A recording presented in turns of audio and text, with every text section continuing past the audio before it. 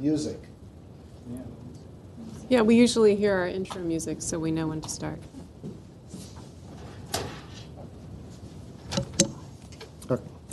All right, today we are February 3rd, 4 p.m. This is the first meeting for 2020 for the Glendale Water and Power Commission. Madam Clerk, we have the roll call, please. Before we proceed with the roll call, Commissioner Evanesian will not be attending tonight's meeting. President Kadikian? Here. Commissioner Carrasco? Here. Commissioner Lau? Present. All right. For consent items, we have the first item, which is approval of the minutes. And I'll make a motion to approve the minutes. I'll second. all in favor? Aye. Aye. Okay. Next item of the agenda, do I read it or does the clerk read it? Go ahead, Madam Clerk. 3, GWP Commission staff comments. Okay. Any of the commissioners have any comments? No. Not at this time. Okay. We're moving along with this calendar. All right. Next item, please. 4, report 4A, legislative update. Okay. So for this item, the legislative update, we'll first have Steve Narcessian, our utility manager admin, and followed by Leo Zalian, the legislative analyst. Good afternoon, President Kandikian, commissioners, staff. My name is Steve Narcessian. I'm the utility manager in administrative services. One of the sections that I oversee is legislative affairs. So before I have Leo Zalian, our legislative analyst, come up, I just wanted to go over some of the current activities and the direction of this commission, city council, our general manager. It's been very clear, so we have been in forefront of all legislative matters. I would take a quick couple of minutes to talk about some of the things we have been doing. We've been very busy in meetings in city of LA, locally, in Sacramento, working closely with CMUA, SCAPA. Matter of fact, we just got back from Sacramento. We have had very productive meetings we met with Senator Portantino. We met with Senator Hertzberg, of course, Assemblywoman Laura Friedman, and also Holden. The message is very clear. Everybody is on board. The expectations of this community, your direction, City Council's direction. We're going to do everything we can that small utilities such as Glendale Water and Power are at the top of their priority. With that said, we'll have Leo come up and talk about some of the latest legislative stuff. Come on. If you have any questions, Leo and I will be able to answer. A CMU is California Municipal Utilities Okay. Association. Just wanted to make sure. Yes.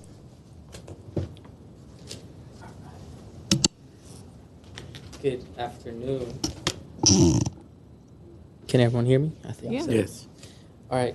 Good afternoon, commissioners. My name is Leo Zalian. I'm here to present you the legislative update. It's going to be a very brief update for you. So just going over the legislative calendar. So January 31st was the last day if any bill was introduced from the previous years, from 2019.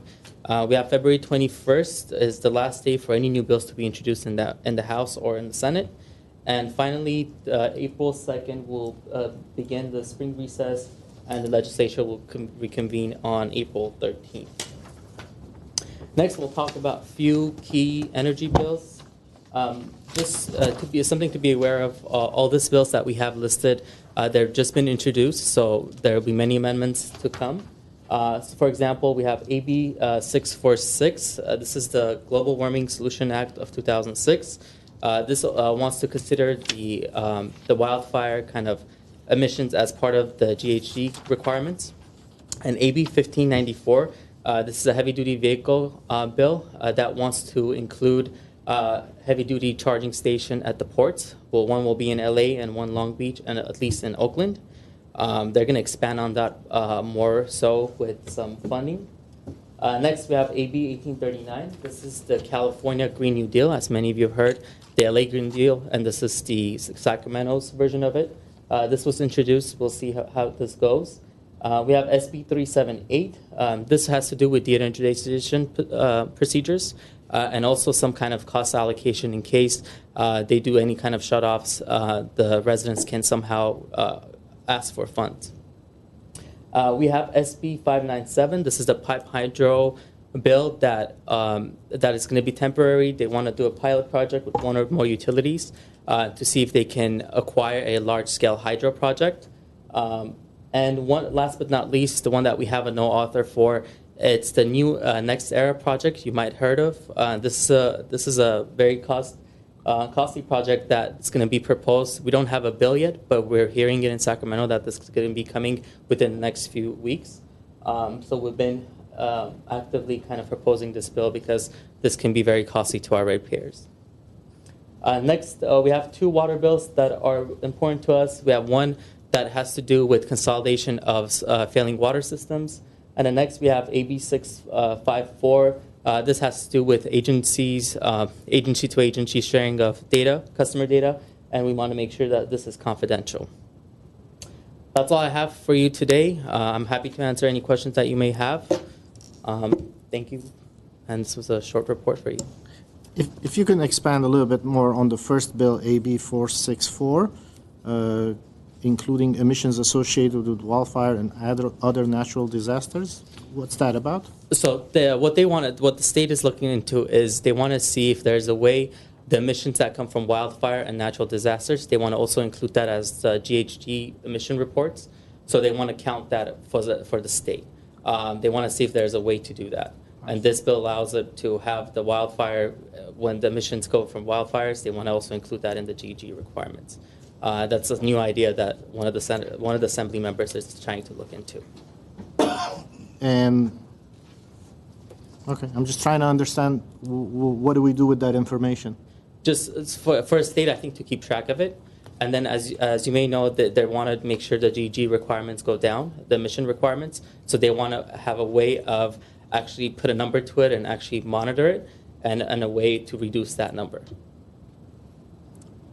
It's a new idea. So it would basically be a way of quantifying the state's output of greenhouse gas emissions, including wildfire and other natural disasters, as opposed to excluding them and just looking at human production from vehicles or electricity production or other forms of human activity? Exactly. Okay. That's totally correct.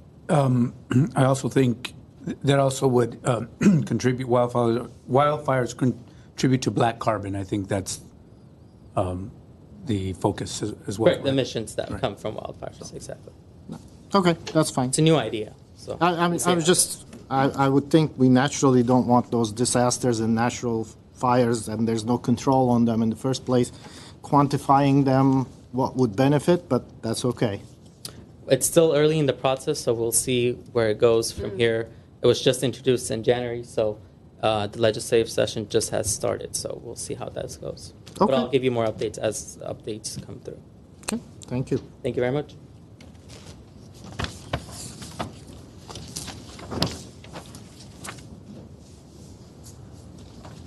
For B, greenhouse gas, EV electrification. So there's a slight change. Steve was going to give you a verbal update on the greenhouse gases.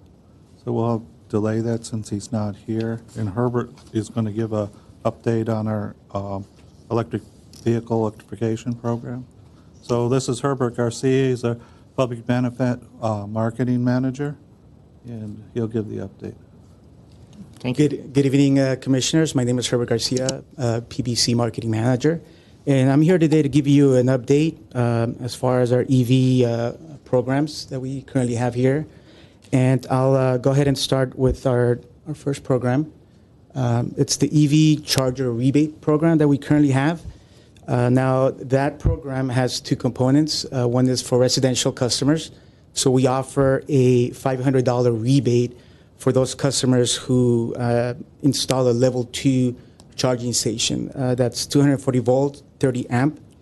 And then so basically we can assist with customers when it comes to permits and the installation of the actual unit and the cost of the unit up to $500. So it could be a combination of both.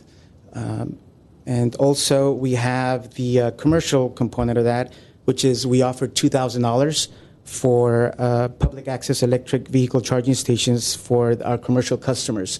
And basically, we would give them, again, assist them with either the purchase or installation of these units at their facility. And then so there's, like I said, two components to the program. Since we started the program, we've approximately given out 110 rebates. That's a combination of commercial and residential rebates since fiscal year 17 and 18. I'm sorry, did you say 110 or? 110, Okay. correct. So it shows 10. Oh, I'm sorry. Should be Thank you. 110. Yes. I was going to say a very low adoption rate on this, a surprisingly low adoption rate on this program. We like 110. Next, I would like to talk about our EV charging station infrastructure. We currently have a total of 13 city-owned public accessible EV charging stations. And there's a list there, a chart with the different charging stations that we have. Back in 2015, we only had one charger, and that was the DC fast charger, which is located at the City Hall parking lot. And so we started with that through a CEC grant that we obtained. Since then, we've installed several more level 2 charging stations throughout the city. Basically, what we do is we look at the city and try to figure out where there are no EV charging stations, and we try to look for key locations where we can install these. We work along with Public Works, trying to find out our best locations. We work not only with Public Works, but also with other city departments, with our parks and our library as well, and try to locate and where would be the best places to install these units. Right now, like I said, we have 13 out there that are owned by the city of Glendale, and we're currently working on adding, almost doubling that. We're hoping to do about 10 more within the next 5 to 6 months to install, again, some level 2 charging stations. In addition to that, we've identified about 13 potential installation sites for these EV charging stations as well throughout the city. We are also looking into reaching out to our local hospitals and trying to see if there's some opportunity there to partner with them and perhaps install some EV charging stations at their sites. We're also going to be reaching out to Tesla to see if there's some partnership opportunities with them as well. Any questions on that? Yes. I do have a question. How do we compare with our neighboring cities and comparable cities? As far as the numbers, the number of electric cars here in Glendale, we have approximately about 2,400 electric cars that have been registered through the DMV. Now that's about a year-old data. We're hoping to get some new data soon from the DMV that would update those numbers. That is comparable to Pasadena and Burbank as far as the number of electric cars in our city. As far as charging stations, we have, like I said, 13, but there are other public stations that are available. So we have about over 100 publicly accessible charging stations throughout the city of Glendale. About how many, sorry? Over 100. Oh, really? Yes, okay. But they're privately owned. They're not city of Glendale. So if you go to the Galleria Americana, you will see some charging stations in those locations. As far as how we compare to other utilities, I would have to look at the comparison as far as charging stations. But there's some challenges as trying to put these out there, but we're trying as quickly as possible to be able to put those out there. I hope I answered your question on that. Yeah, you did. Is the challenge finding the real estate for the electric vehicle, the space to place them, or are there other? There's multiple issues. I mean, one of the issues is try to be ADA compliant, being accessible, and that's a huge challenge for us internally, trying to figure out, we find a location, but then if it's not ADA compliant, then we have to look at another location.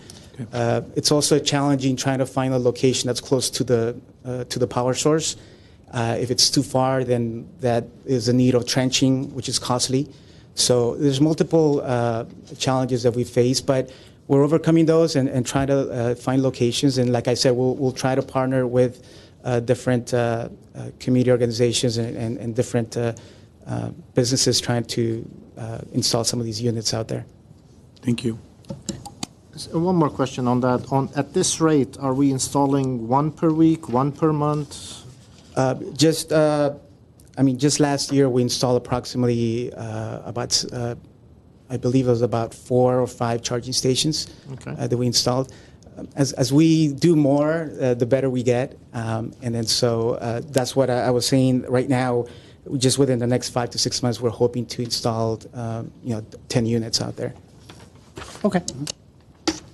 The upcoming installation sites that we have identified, we have the Glendale Transportation Center, where we're planning to install some DC fast chargers. The Montrose shopping area, which is a good example of some of the challenges because the parking lots in Montrose are leveled to the point where it's very difficult to install a charging station because they have to be ADA compliant. And so that's a good example of a location where we're trying to work and try to figure out how we can overcome that challenge. We're reviewing other sites such as the Kenneth Village shopping area in Adams Square. Additionally, we're looking at the different city parking structures, parking lots, Glendale libraries, city parks, and anywhere near highways. And another location that's very important that we're looking at is anywhere where it's close to multi-unit dwellings, just because if they don't obviously have a garage where they can install these units, then that's going to prohibit them from purchasing an electric car. Are you looking at any of the? Are you looking at GCC or any of the high schools? Right now, we welcome that partnership if it presents itself. Right now, we're going to try to look at our rebate and seeing if we can perhaps make it more appealing, and therefore trying to incentivize them into installing these units.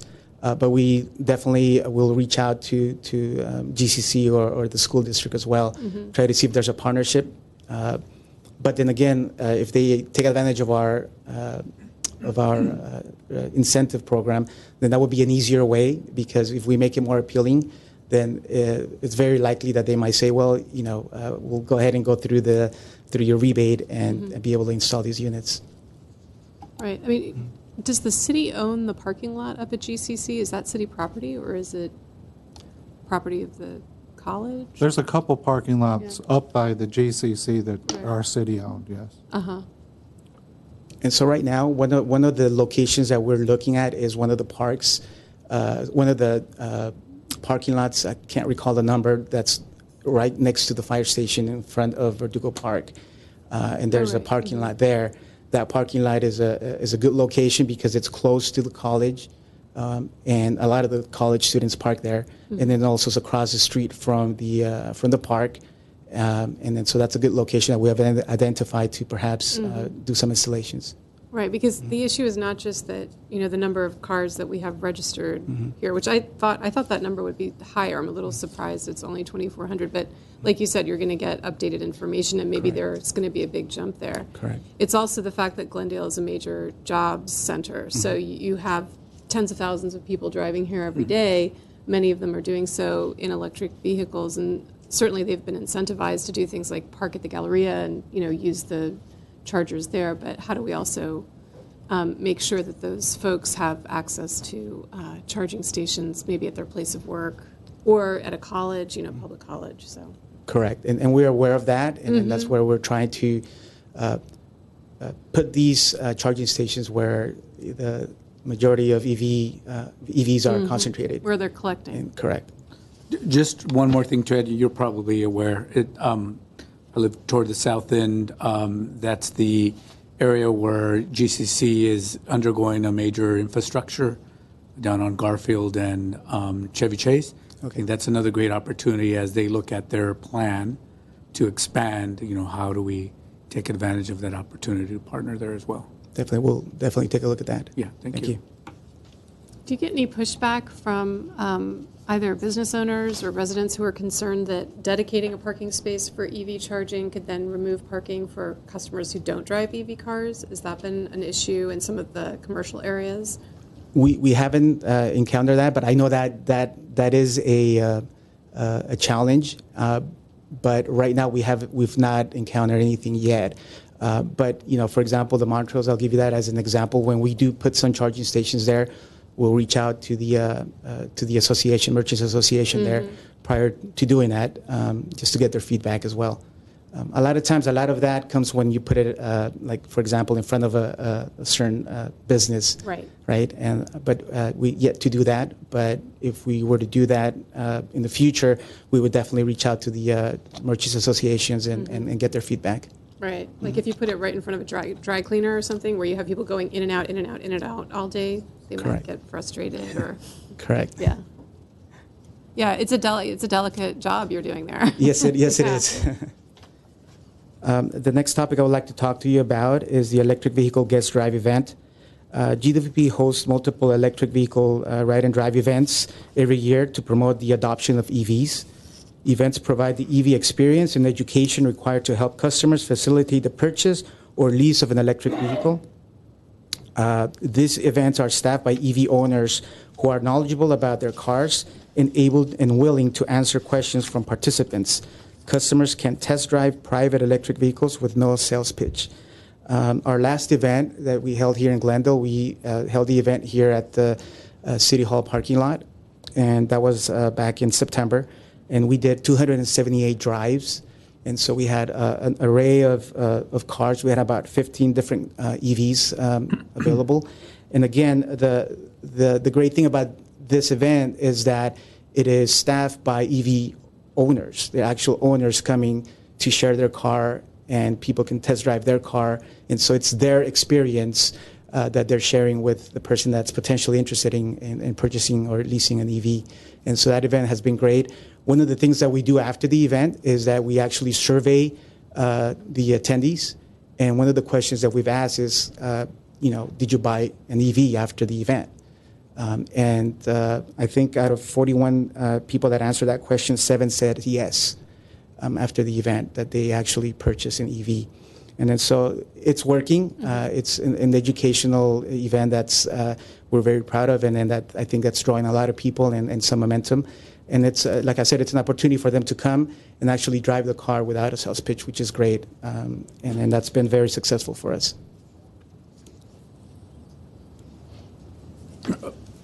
Just curious, this is a great concept of getting owners, so that owner to owner talk.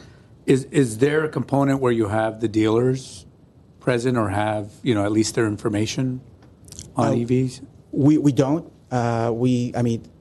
It's something that we can think about to see if we can, but like I said, we don't. It's not a sales pitch. Yeah, I totally understand the concept, but correct. Just wondering if that. No, we've yet to do that, anything like that, but that's something that we can take a look and see if it's something that would be helpful.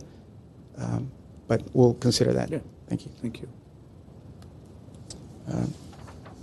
Next, I would like to talk to you about our partnership here with as member of SCAPA. Then we're also part of the SCAPA EV working group.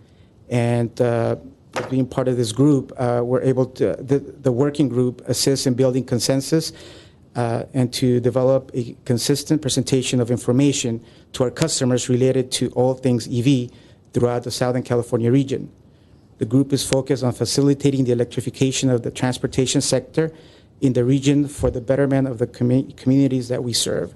As being part of this working group, we're able to be part of different organizations that we otherwise maybe wouldn't be aware of. As an example, as being part of the SCAPA, there's right now a West Coast Clean Transit Corridor, which is a survey, and they're trying to identify if there are any potential sites for heavy-duty and medium cars for them to charge, for trucks to charge. So they're trying to locate any locations that are key throughout the Interstate 5. And so that's an example of how we're a part of that study and sponsoring that particular study. There's another example that I can give you that we're currently working with the Transportation Electrification Partnership. And this was established by LACY, it's the name of the nonprofit organization. And basically, they're trying to getting ready for the 2018 Olympics. 2028 Olympics. And they're trying to find ways to accelerate the adoption of EVs. And as being part of SCAPA, we're part of this organization as well, and able to give some feedback. Next, I'd like to talk to you about the low carbon fuel standard. In 2017, GWP opted into the low carbon fuel standard program offered by the California Air Resource Board. GWP receives LCF credits from public EV charging stations, residential EV charging credits determined by the number of electric vehicles that reside in Glendale. LCFS credits can be sold in the California LCFS market through the competitive solicitation to generate revenue and fund the installation of more publicly accessible charging stations in Glendale. And so we are part of this. We opted into the LCFS program, and every year we accumulate credits that, like it's mentioned there, can be sold and be used for not only for the infrastructure but also for educational purposes. Next, the Mobile Source Air Pollution Reduction Review Committee.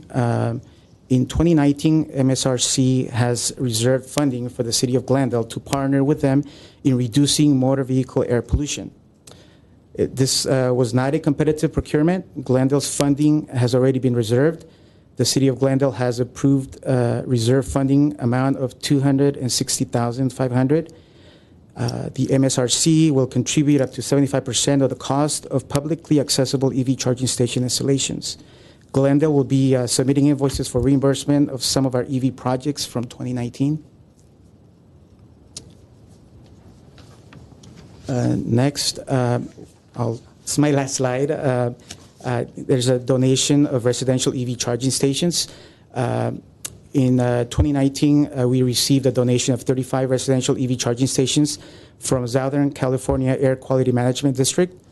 And GWP is currently designing a program to distribute these units free of charge to Glendale residents who own, lease, or an electric vehicle. That concludes my presentation. I don't know if you have any further questions. Thank you. Great, thank you. Thank you. Thanks very much.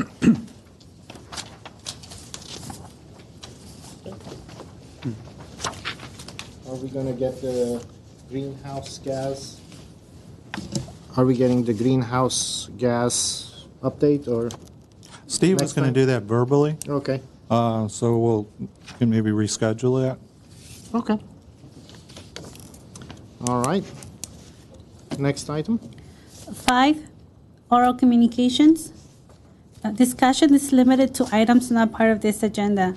Each speaker is allowed 5 minutes. Commission may question or respond to the speaker, but there will be no debate or decision. The general manager may refer the matter to the appropriate staff for investigation and report. And Madam Clerk, do you have any cards? I don't have any. I don't have any either. Okay. Thank you. 6, agenda forecast. I would be interested to know where we are with our water resources, and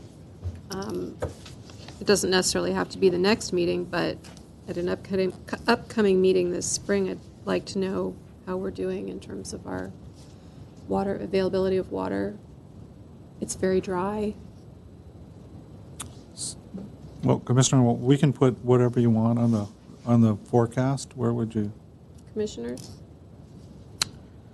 Anyone else? Just me? Yeah, I welcome that discussion as well.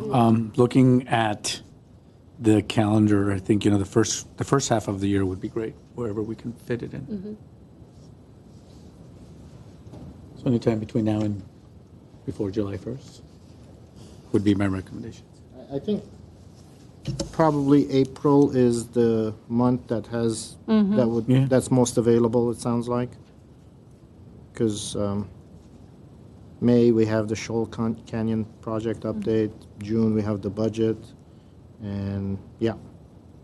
So water resources report, April? I mean, we had a lot of updates during the drought, and the weather's very unpredictable. I'm just curious to know, this spring how we're doing in terms of water resources across the state and how that would affect us in the city. That's all. Okay.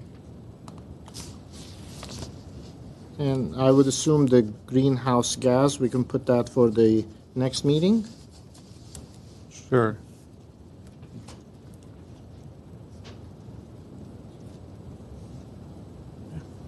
That works. Okay. Do we have a timetable yet for groundbreaking at our gas plant? Groundbreaking, like demolition? No. Is that Commissioner Law, no, we do not, but I think perhaps next meeting we could have Mr. Zern address would be a good time to bring that back, because I know this commission's very interested in the status on that. Yeah. Okay.